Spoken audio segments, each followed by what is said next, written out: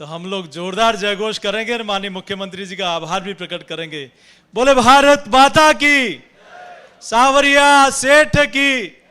अमरा भगत जी की, अनगढ़ बाबू जी की। आज के इस गौरवमय कार्यक्रम में हम सब लोगों को जिनका पावन सानिध्य मिल रहा है, ऐसे प्रदेश के यशस्वी मुख्यमंत्री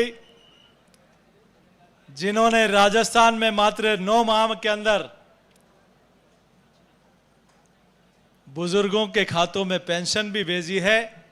तो गरीब माता बहनों के लिए 450 रुपए में सिलेंडर भी दिया है, जिन्होंने किसानों को किसान सम्मान निधि भी दी है, तो राजस्थान के भागीरथ बनकर जहां कोई कल्पना नहीं कर सकता, ERCP और यमुना जल समझौता भी राजस्थान में लाने का काम किया है। और जिन्होंने कई मंदिरों का जीर्णोद्धार भी किया, जिन्होंने हमारे यहां सड़कें भी दी, अस्पताल भी दिए, स्कूल भी दिए, GSS भी दिए, तहसीलें भी दी, महाविद्यालय भी दिए, और तो और उदयपुर में किसी आताई ने किसी बालक का गलत उसको कृत्य से कर दिया, तो ऐसे आताइयों को इलाज भी हाथों हाथ बुलडोजर चलाकर कर दिया। यह पहली बार राजस्थान देख रहा है कि या तो आपके मुंह से निकलता है कि या तो अपराधी आएगा नहीं राजस्थान में, और आ गया तो राजस्थान से जाएगा नहीं। आपका वंदन करते हैं, अभिनंदन करते हैं हमारे बीच में उपस्थित राजस्थान सरकार के मंत्री माननीय हेमंत जी और माननीय गौतम जी, जो इस संसदीय क्षेत्र का प्रतिनिधित्व कर रहे हैं। हमारे यहां समिति के और हम सब के आग्रह पर यहां आए राजस्थान सरकार में कैबिनेट मंत्री आदरणीय जोराराम जी, आदरणीय अविनाश जी, और यहां उपस्थित हम सब के वरिष्ठ नेता और पूर्व मंत्री आदरणीय श्रीचंद जी भाई साहब, और यहां के इस विधानसभा के लोकप्रिय विधायक जिनके पास मोहिनी मंत्र भी है, ऐसे माननीय अर्जुन लाल जिनगर जी, हमारे लोकप्रिय जिलाध्यक्ष माननीय मिठू लाल जी, हमारे जिला प्रमुख जी भूपेंद्र सिंह जी, और मंचासीन सभी, क्षमा करना, आदरणीय ओंकार सिंह जी लखावत साहब, जिनके माननीय मुख्यमंत्री जी ने अभी निर्देश दिए कि अनगढ़ बाबू जी का पैनोरमा ऐतिहासिक बने। ये भाव होता है एक सनातन नेता का, जो मन में सनातन का भाव रखता है। आदरणीय मुख्यमंत्री जी, मैं आपका बहुत आभार प्रकट करना चाहता हूं। ये वो धरती है जहां, जिस धरती पर अमरा भगत जी एक ऐसे संत जो यहां भी दिखते थे और द्वारका में भी दर्शन देते थे, ऐसे पवित्र धरती पर आज ये ऐतिहासिक काम हो रहा है। और आदरणीय पंडित साहब विष्णु जी, जिन्होंने यहां आप देख रहे हैं 1008 जोड़े,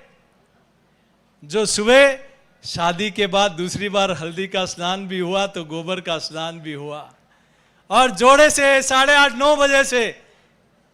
रुद्राभिषेक करके वृक्ष का आज रुद्राभिषेक किया। और वृक्ष के बारे में मेरे पूर्व के वक्ताओं ने बताया कि एक पेड़ मां के नाम, इस ध्येय के साथ देश के प्रधानमंत्री जी ने इस काम को शुरू किया, और माननीय प्रधानमंत्री जी का जन्मोत्सव कार्यक्रम भी चल रहा है। मैं ज्यादा समय नहीं लेके आदरणीय मुख्यमंत्री जी, आपका भी धन्यवाद करता हूं कि आपने एक ही दिन में राजस्थान में हरियालो राजस्थान तीज के दिन करोड़ों पौधे लगाकर इस धरती को जागृत करने का काम भी किया, क्योंकि यही वृक्ष है जो हमें फल भी देता है, यही वृक्ष है जो हमें छाया भी देता है, खुद तपता है लेकिन हमें छाया देता है। यही वृक्ष है जो धरती के कटाव को भी रोकता है, यही वृक्ष है जो वर्षा के आने का कारक भी बनता है, यही वृक्ष है जो पक्षियों को घोंसला भी देता है, यही वृक्ष है जो पक्षियों को फल भी है, उनको भोजन भी देता है, यही वृक्ष है जो हमें यज्ञ करने के लिए समिधा भी लेता है, और यही वृक्ष है जो 100 वर्ष पूरे होने पर हमें अग्नि के लिए व्यवस्था भी देता है। तो इस धरती पर हम सब लोग चूंकि पितृ चल रहे हैं, तो पितरों में भी ये कहा गया है कि चाहे जल से पितृदेव का वो करो, चाहे अग्नि से यज्ञ करके अर्चन करो, या फिर वायु में, जल में और अग्नि में और वायु में पौधारोपण करके पितरों को हम लोग ये आहुति देने का काम कर सकते हैं। तो आइए आप और हम सब लोग इस पावन मौके पर जो माननीय प्रधानमंत्री जी ने, माननीय मुख्यमंत्री जी ने आह्वान किया है, क्योंकि आज कहते हैं ग्लोबल वार्मिंग का निदान कोई है तो ये वृक्षारोपण है। और आज माननीय मुख्यमंत्री जी ने इस पावन कार्यक्रम के लिए हम सब लोगों को समय दिया है। मैं आपका आभार प्रकट करना चाहता हूं कि ये मैं नहीं कह रहा हूं, ये पूरे क्षेत्र की जनता कह रही है कि आजादी से बाद अब तक आपने इस बजट में जो इस क्षेत्र को दिया वो अब तक नहीं मिला। ये देश प्रदेश की जनता कह रही है, इस क्षेत्र की जनता कह रही है। तो एक बार जोरदार करतल ध्वनि से इस छोर से उस छोर तक आदरणीय मुख्यमंत्री जी का हम लोग आभार प्रकट करें। और हमारे ये मंडल के माननीय अध्यक्ष और जनप्रतिनिधि बैठे हैं, जोरदार ताली बजाकर पार्टी के लोगों ने, पार्टी के माननीय विधायकों ने जो माननीय मुख्यमंत्री महोदय से आग्रह किया वो सब आपने दिया है।